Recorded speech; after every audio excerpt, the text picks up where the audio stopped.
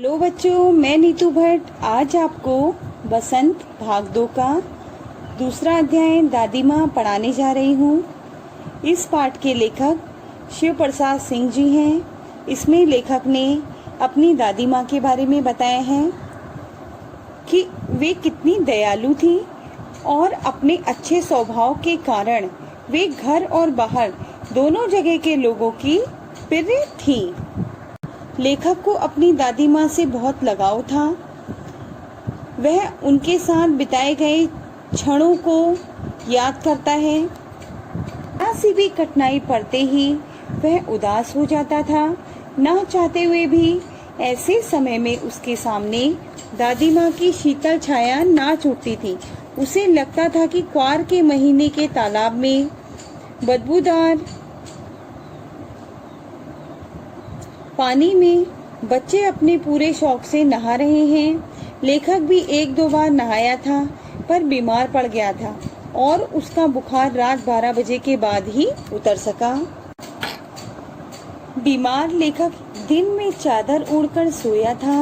उसी समय उसकी दादी माँ उस झाग वाले पानी में नहाकर आई थी।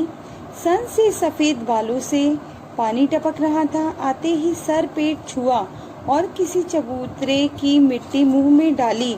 दिन रात चारपाई के पास बैठी, कभी हाथ पैर सहलाती तो कभी दालचीनी का लेप करती और मूंग की दाल की खिचड़ी बनाने की हिदायत देती। दादी माँ को 50 किस्म की गवई दवाओं के नाम याद थे।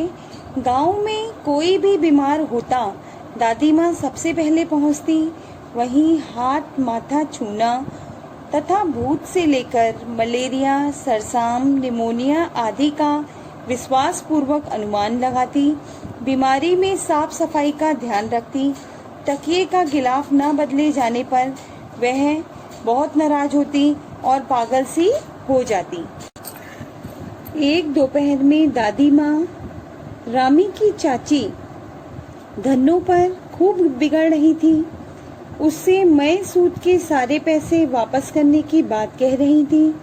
धन्नो पैसे फसल पर वापस करने की बात कह रही थी। धन्नो ने लड़की की शादी और उसके निस्तार का वास्ता देकर दादी माँ के पैर छूना चाहा, पर दादी माँ ने कहा, चल पीछे हट, अभी नहा के आई हूँ। लेखक ने कहा, दादी यह बाद में पैसे दे देगी। इस घटना के कई दिन बाद एक दिन धन्नो दादी को आशीर्वाद देती जा रही थी कि लेखक की उससे मुलाकात हो गई। लेखक ने कहा कि उस दिन तो दादी तुम्हें डांट रही थी, फिर तुम उन्हें आशीर्वाद क्यों दे रही हो? धन्नो बोली, बेटा वह तो देवता हैं, उन्होंने पीछे के सभी रुपए माफ करते हुए बेटी की शादी के लिए 10 रुपए और भी दिए हैं।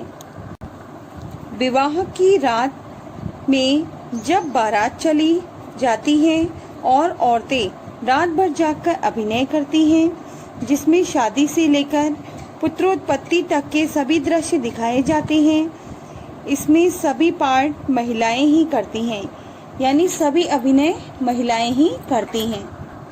बीमार होने के कारण लेखक बारात में ना जा सका। दादी ने घर में ही लेखक को सुला दिया और यह बात अन्य औरतों को नहीं पता थी।